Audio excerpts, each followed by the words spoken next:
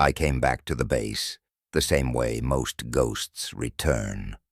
Quietly, without ceremony. Just an old man in a faded navy jacket, holding a broom that squeaked more than I did. Nobody asked my name. Nobody cared. That was perfect. The younger guys called me Sir out of habit, though none of them knew why. I didn't correct them. I swept the hallways, mopped the showers, and made sure the mirrors were clean enough for men half my age to admire themselves. They had no idea those mirrors once reflected faces of men I buried at sea. My name is Harold Miller, but for most of the last 40 years, that name didn't belong to anyone. The Navy listed me as missing in action during a classified operation in 1973. Black Wave. I never corrected them. When you vanish once, the world stops expecting you to come back. The work suited me. The mop was predictable. The floor always forgave mistakes. I didn't have to salute anyone or remember who outranked whom. Every evening I locked the gym, turned off the lights, and listened to the hum of the ventilation until it sounded like the ocean again. That hum was enough.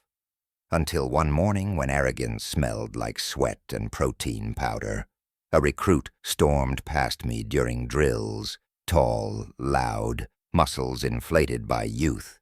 He almost knocked the broom out of my hand. "Move it, Grandpa," he barked. I kept sweeping. The broom whispered across the floor. "Hey, you deaf?" I looked up. His name patch read Rhodes. He was the kind of man who thought volume equaled strength. "This area's for SEALs," he said, puffing up his chest. "Not retirees." I said, "Then you should keep it clean. Dust is hell on lungs." The guys around him snickered. Not at me, at him. He didn't like that. He shoved the broom. It clattered, handle spinning across the floor. I bent down to pick it up. The collar of my work shirt slipped aside, and the air went still. For a second, the only sound was the distant slap of a jump rope against the mat. On my neck, half hidden under skin, older than discipline, sat a faded tattoo. A trident, twisted with a serpent. Most of them didn't notice, but one man did. Chief Cooper. He froze mid-step, recognition burning through the confusion. I'd seen that look before. A soldier realizing that myth just breathed in the same room. "Rhodes," he said, his tone cutting like a knife. "You're dismissed." The kid blinked. "Sir, I was just—" "Dismissed," Cooper repeated. Rhodes cursed under his breath and left.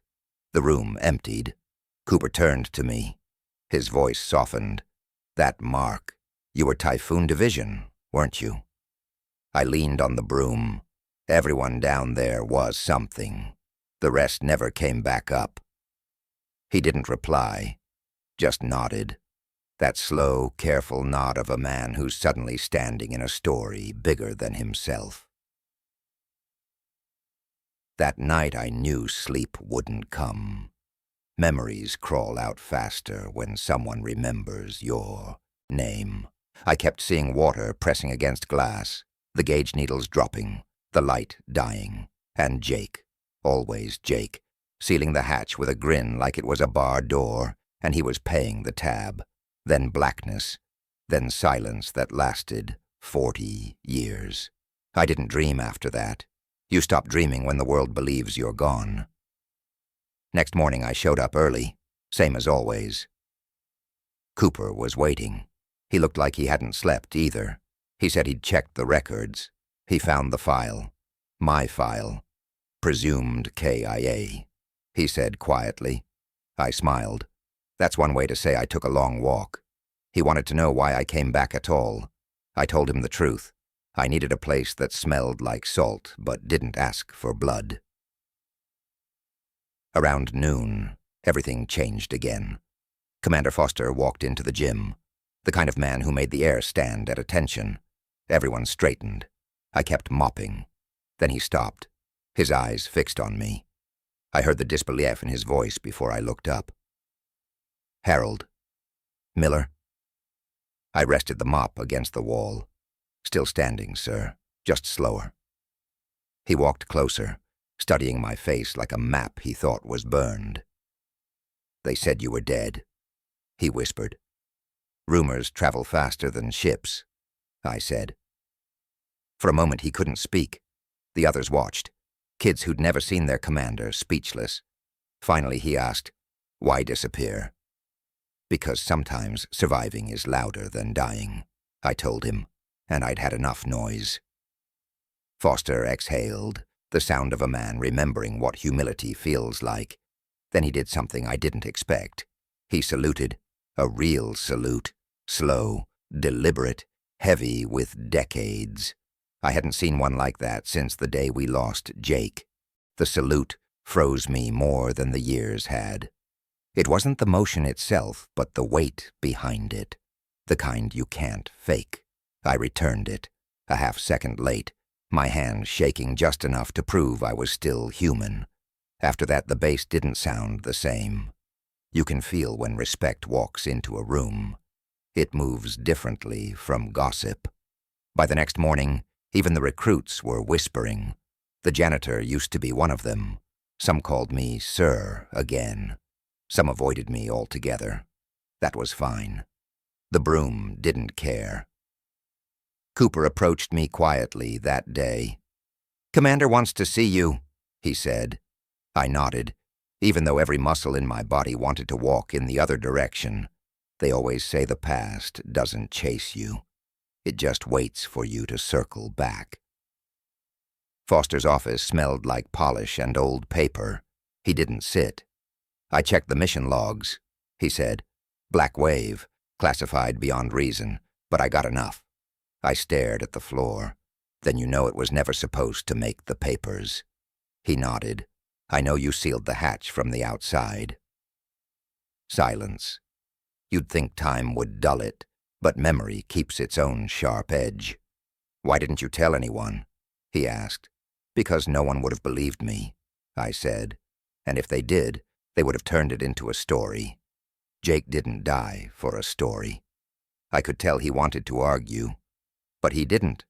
Instead, he said, "We're having a small ceremony tomorrow morning. No speeches, no cameras, just us." Then he added, "It's not an order." The next day I walked into the gym like always, but the air was heavier, quieter in a way that wasn't about respect, but about understanding. They'd lined up the benches along the wall. In the middle lay an old Navy beret and a brass plaque that read, "Harold E. Miller, Typhoon Division, the one who stayed." I almost turned around, but Foster caught my arm. "Stay," he said simply. The younger SEALs stood in formation, eyes forward. No one spoke. Foster handed me a wooden memorial board, the same one that hung in the hallway of every base I'd ever served on. 24 names, each carved into the oak. At the bottom was an empty space. Mine. He handed me a knife. "You earned the right to write your name," he said. I took it. The handle felt warm, like it remembered all the hands before mine. But I couldn't do it. I traced the air just above the wood instead, letting the blade cut nothing. "This spot belongs to them," I said quietly. "I'm only here to breathe for the ones who can't." No one moved. No one clapped. That was the right kind of silence, the kind that heals instead of hurts. Foster nodded once. That was enough. That night, long after everyone left, I stayed behind. The gym lights hummed like an old radio. I sat on the bench with my broom beside me. The air still smelled faintly of sweat and soap, a strange mix of struggle and surrender. I reached into my jacket pocket and pulled out a small envelope, yellowed with time. Jake's handwriting, shaky even back then. "If you're reading this, brother, it means you chose life. Don't chase medals. Chase the kind of quiet where you can finally hear your heart." Jake. I must have read that note 100 times over the years. But that night, it hit different. For the first time in decades, I felt air fill my lungs all the way. When I stepped outside, the sky was bruised purple, the kind of dusk that smells like the ocean, even miles inland. Cooper stood by the gate, hands in his pockets. He asked, "Where to now, sir?" I smiled. "There are still a few floors that need sweeping," I said. "Not all battles are fought with guns." He grinned, then saluted me in the same slow way Foster had. It wasn't about rank anymore.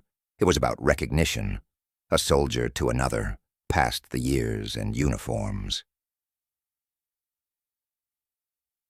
As I walked away, the sunset stretched my shadow long across the pavement until it melted into gold. Behind me, the gym lights flickered once, then steadied. The wind carried the faint echo of boots against concrete, a rhythm only I could still hear. Maybe ghosts don't haunt the living. Maybe they just walk beside us until we finally look back.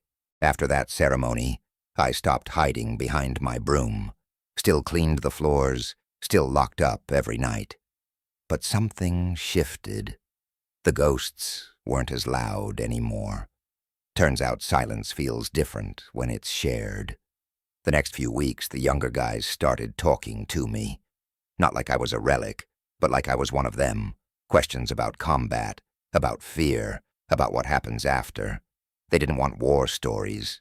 They wanted truth. I told them the truth doesn't live in medals or missions. It hides in the moments you wish you could forget.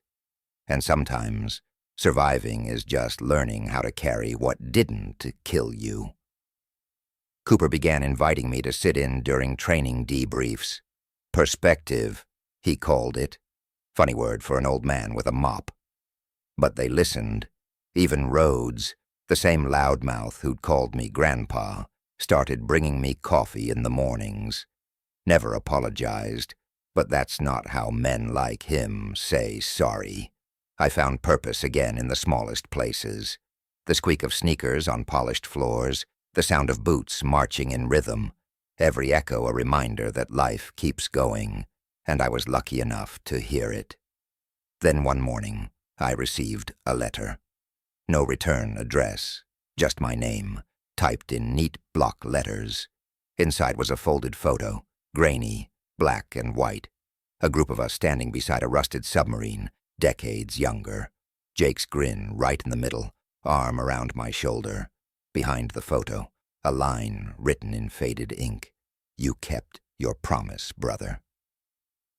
Jay, I don't believe in ghosts, but I swear the air in that room changed. For a moment it smelled like salt water and diesel again, and I realized something. You don't escape the past by running from it. You outlive it by honoring it. I started volunteering at the local veterans center a few weeks later. At first it felt strange, like stepping into a memory with the volume turned down, but soon it became my mission. I wasn't there to tell war stories. I was there to listen. There's power in letting another soldier speak without fear of judgment. Every Tuesday, I'd bring donuts and cheap coffee. We'd sit in a circle of metal chairs, talking about everything and nothing. Loss, regret, laughter that came too late, but was welcome anyway. They began calling me Chief Janitor, a joke that stuck. I liked it, because that's what I was doing, cleaning up the mess life left behind. One rainy evening, I was closing the center when I saw headlights outside. A young Marine, barely old enough to shave, stood in the doorway, drenched and trembling. He didn't say much, just handed me a folded flag and said, "Didn't know where else to go." We sat for hours. He told me about losing his best friend overseas, how he blamed himself. When he finally looked up, eyes red, I told him, "You can't carry every ghost, son. Some of them are meant to walk ahead of you, not behind." He nodded, silent, but steady.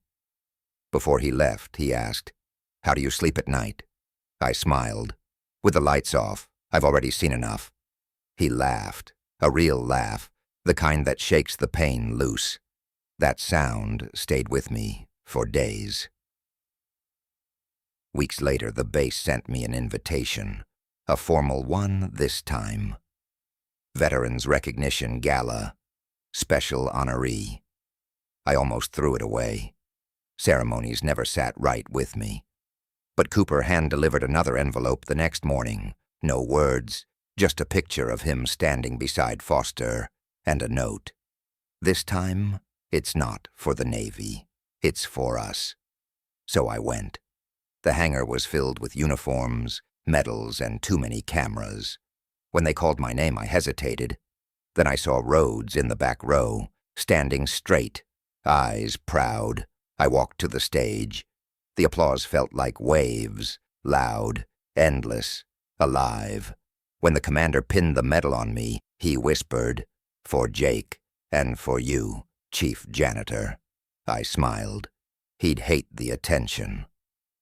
The crowd laughed softly, but I meant it. Some heroes don't need their names on walls. They live in the people they saved. That night, after the lights dimmed and the hall emptied, I stood outside beneath the flagpole. The moonlight hit the medal, making it glint like a star. I took it off and placed it on the ground. Some things are meant to be given back. The wind caught the edges of the flag overhead, snapping like a salute.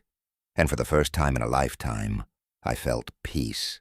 Not the kind you fight for, but the kind that finds you when you finally stop fighting yourself. I never really planned what came after peace. Most soldiers don't. We're trained for battles, not for quiet mornings where the loudest thing is the sound of our own breath. But as I sit here on my porch, coffee in hand, watching the sunrise melt over the coastline, I think I finally understand what all those years were trying to teach me. The world doesn't stop when you do. It keeps marching. And sometimes the bravest thing a man can do is let it. It's been 10 years since that night at the base. The medal they gave me sits on the mantel beside Jake's old lighter, and a photograph of the team. I never dust that shelf. Some things deserve to keep their memories. Cooper still calls once a month, usually with some story about a rookie who reminds him of me. I laugh every time. Poor kid doesn't know whether that's an insult or a compliment. Rhodes got promoted. I went to his wedding. He asked me to make a toast, and I said the only thing that felt true. Love is like service. You show up every day, even when it's hard, and you keep showing up until it's home. The room went silent, and then his wife started clapping. Guess I still know how to command attention, after all. Sometimes I visit the pier at sunset, the same spot where Jake and I used to argue about everything from music to missions. The sea always wins those arguments. It just keeps moving, no matter who sinks or swims. One evening, I saw a young woman there with her little boy. He was pointing at the waves, shouting something about pirates. She smiled and said, "They're not pirates, sweetheart. They're sailors who found their way home." And I swear, for a split second, I saw Jake standing behind them. Same grin, same eyes full of mischief. Then he was gone. The ocean keeps its secrets. I don't sweep floors anymore, but I still find myself reaching for that broom sometimes, out of habit. There's comfort in cleaning up what others leave behind. It's an honest kind of purpose. And maybe that's what life is in the end, cleaning up your own story until it shines enough for someone else to see themselves in it. If you ever walk into the old SEAL gym, there's still a wooden board hanging on the wall, 24 names carved into oak. My space is still blank. The recruits ask why, and Cooper tells them, because he never left. He's just between sweeps. I don't mind that. Names fade, ranks vanish, but echoes last. Every footstep on that floor, every salute, every whispered story, they're all pieces of a larger hum that never stops. It's the sound of duty, grief, love, and survival blending into one quiet truth. We never really disappear. We just change how we serve. So when people ask who I am now, I tell them, just a janitor. The floors are cleaner these days, but the ghosts still visit. And that's fine by me. Because every ghost that lingers means someone once lived, once fought, once mattered. And if I'm lucky, maybe I'll be one of those ghosts too someday. Not haunting, just reminding. That's all any of us ever do in the end.